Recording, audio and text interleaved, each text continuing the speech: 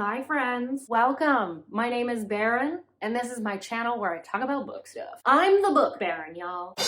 Welcome in. Today, what we're talking about, we're going over my September TBR. Now, one thing to know about me, I love the fall, but like basically every other woman on this planet. It's my favorite. I got married in the fall. My favorite beer festivals are in the fall. It also means that I tend to be very busy. I have a big work conference that I have to go to. I have to travel for my sister-in-law's wedding. So there's a lot that I'm going to be doing during this time. I also tend to dye my hair purple, so that'll be a fun experience for you all. It's just a thing that I do in September and October. I don't have any rhyme or reason to it. I just like having purple hair in the fall for some reason. But all that to say, you're gonna notice a little bit of a trend with my TBR here. It's going to be like fewer books and a lot of shorter books because I don't want to unintentionally send myself into a reading slump if I'm not accomplishing enough or if I'm not feeling like I'm finishing a book fast enough. This is a time of year that I really need to go easy on myself and just know that I'm not gonna get to as much stuff. Let's kick things off with The Doctor by Nikki Sloan. Now, I have read two other books in this series, The Frat Boy and The Pool Boy. I loved both of those books so much. And I just never went back and read the first book. She's also released The Good Girl or Good Girl. I never remember which is the name. So she released that at the end of August. So I wanted to be able to get to it, but there's a lot of tie-ins with this first book. So to get the full redemption arc of our villain here, I need to read this book first. And if there's one thing to know about me, I love a villain redemption arc. Oh, it's my favorite. Anyway, what are the tropes and themes here? So we have ex-boyfriend's dad. We've got some age gap. I've heard that it's kind of got similar vibes to Birthday Girl potentially. I mean, well, that setup sounds pretty similar, but anyway. So we have Dr. Lowe, he's a surgeon. He has a little bit of a rocky relationship with his son and he ends up falling for his son's ex-girlfriend. I don't know the circumstances that actually surround this and what actually happens. One thing you're going to notice about a lot of the synopsi for this month is they were super vague. It's a little taboo. It sounds like it's going to be a fun time. And then hopefully if I have time, I'll be able to get to The Good Girl later on in the month as well. But priority for now, just get The Doctor read so I can read The Good Girl. Next up, we have Anointed by Charity B. So I haven't read anything by this author at all, but I was looking for some more like horror, psychological, dark romance because we're starting to slide into fall a little bit here. And I go into like full witch lady mode. Oh, I was looking at the black section in my closet the other day with a lot of longing. Clearly, I ventured in there. I try not to wear it during the summer, but it's my fave. I just kind of like found her by scrounging a little bit. So I was looking for something a little bit darker and I had heard that her book R.I.P. is really twisted and really messed up, but I was more attracted to this book initially. So if I can get to R.I.P., I might try and do that, but for now, the priority is just to get to Anointed. Like I said, it's a dark psychological romance. So my understanding is that the female character in this book was kicked out of her cult, I think like about 12 years ago. She's been living on the outside. They make fun of her cult, and it sounds like maybe has been defending it and still is a believer despite being excommunicated. She is sort of ends up being the temptress for the prophet of the group. So we're gonna get some cult, some religious deconstruction, some horror, and this cover. My Longhorn Texas heart needs to love this book because I want this cover so bad. That's what I know about that book. I think out of all the books that I'm going to be talking about, that's the one I'm the most excited for. It's speaking to me. Next up, we have a book that's been on my TBR forever. Actually, wait, I have it. Guys, it's back here. I actually own this book. I kind of forgot about that. It's Sicko by Amo Jones. So I will be honest, I haven't read anything by Amo Jones before, but based on how people describe her, I've always thought that she would be an author that would really work for me. And she's pulling a lot of her stuff off of KU towards the end of August and into September. So I downloaded a ton of stuff while it's still available so that I can still read it. But I do own a physical copy of Sicko. But anyway, what I was saying, I think that I'll like Amo because when people have talked about her writing, they say that she kind of throws you in, and I don't like a lot of lead up. Tell me what's going on as we're moving because otherwise I get bored. So I think that I'll really get along with her type of writing. Tropes and themes in here, we're looking at a motorcycle club. From what I've seen, it's maybe not very heavy into the motorcycle club. It's more of like a side plot point. It's dark, it's taboo, because I believe these two are foster siblings of some sort. So my understanding of this plot, Jade is taken in by Royce's family when she is left at their doorstep. So that's how the foster sibling situation arises. And Royce is extremely protective of Jade. Eventually,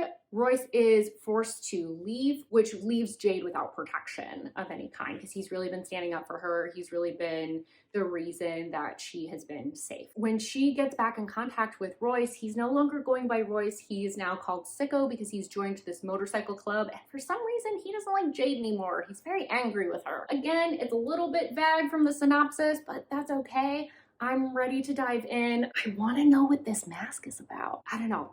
Just looks dark and sexy. I hope I fall in love with Amo because she's got like a pretty decent backlist, and I'd love to just be able to dig into that and have like another author that I can have as like a solid go-to. Next up, we have Control Me by Michelle Hurd, another new to me author. I know she's somewhat popular. I've seen her books around. This is a second book in a interconnected standalone series. This is a mafia bully romance. My understanding of this plot, Abby has wanted to be a painter, but because she's like a mafia princess, she doesn't have those options. So she ends up having to go under some intensive training, and that's where she meets Nikolai. And Nikolai is known for being cold and ruthless. I mean, this is a mafia romance, so did we expect anything else? We did not. She decides that she's going to flirt with him, and he doesn't like that at all. He decides that he's gonna make her life a living hell, as these men love to do. But at some point, they fight through the trauma and they find love. So I'm looking forward to that one. I'm probably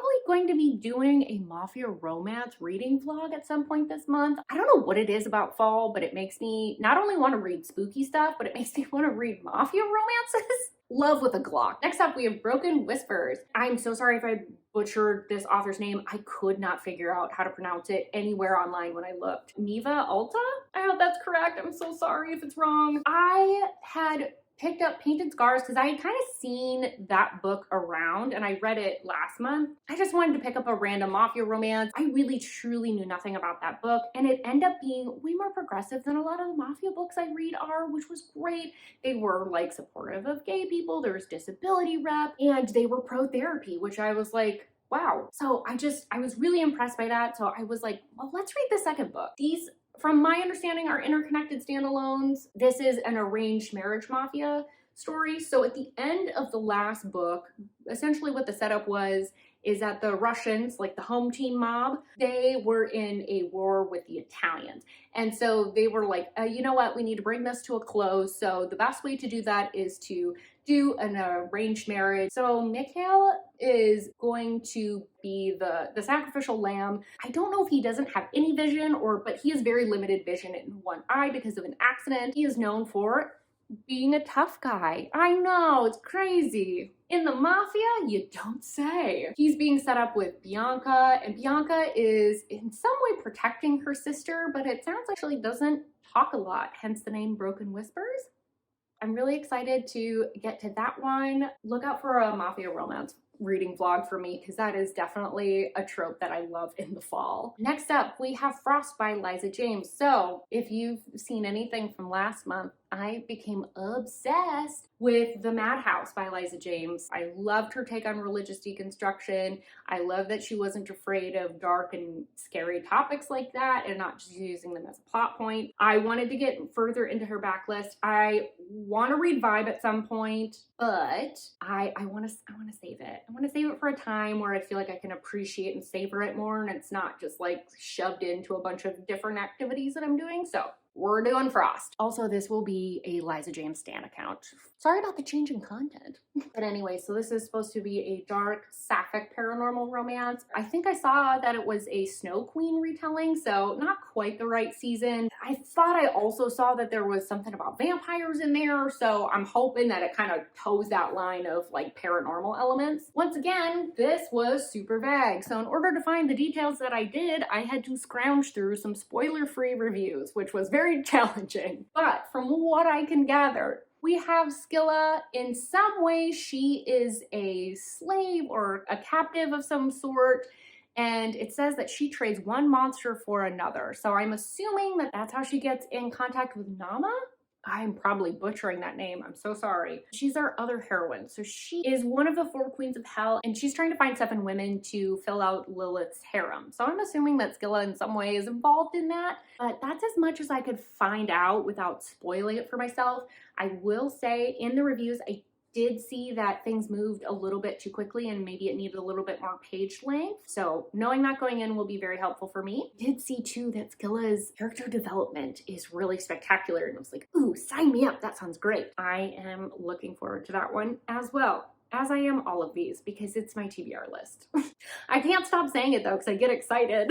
Next up, we have Sing Me a Song by C.A. Renee. This is a new to me author. This is a novella that is not on KU, but it is free on most platforms from what I can tell. So it's free on Kindle and Barnes & Noble and stuff like that. And it's the first in a series called The Sacrificial Lambs. I honestly picked this up because I just found the cover hypnotic. It was recommended to me based on another book that I had read on Storygraph. I don't know why. I don't know a book. I don't know how I came across this truly, but the cover and the synopsis just sounded so interesting that I was like, I have to read this. I have to know what this is about. This is an age gap dark romance. We've got some sex work and we also have some knife play that's involved. So lots of interesting elements to combine. Once again, we had a vague description, so I had to scrounge through spoiler-free reviews. Based on what I can tell, we have Raiden, who is the frontman for a band. He is having a birthday on an island, it sounds like, and they invite several strippers to perform for them for this weekend. One of those strippers is Tempest, and she is thinking that she can just make a quick buck, but quickly she finds out that maybe she got in over her head. I've seen some things suggesting there's some like cult-like vibes, but I'm guessing just based on the name Sacrificial Lamb and the amount of times blood was used in the synopsis that it's gonna get interesting here.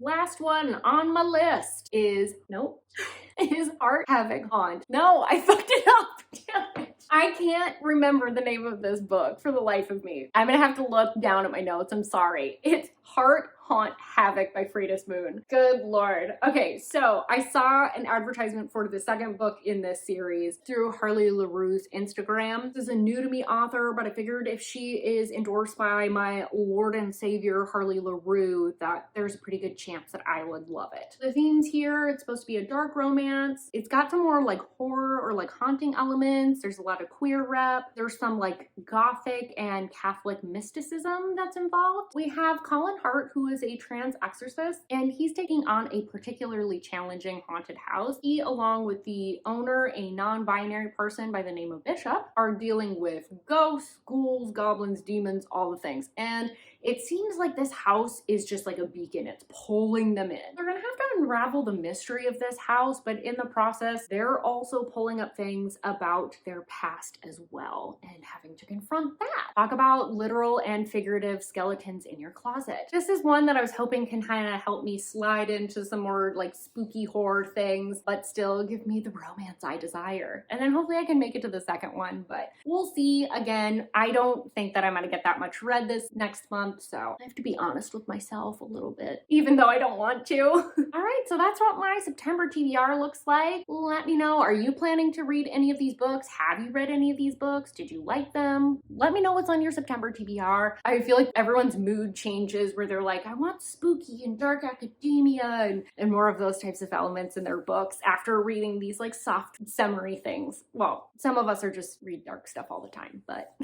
still. Let me know. And don't forget to like this video if you liked it. Subscribe if you want more comment from me.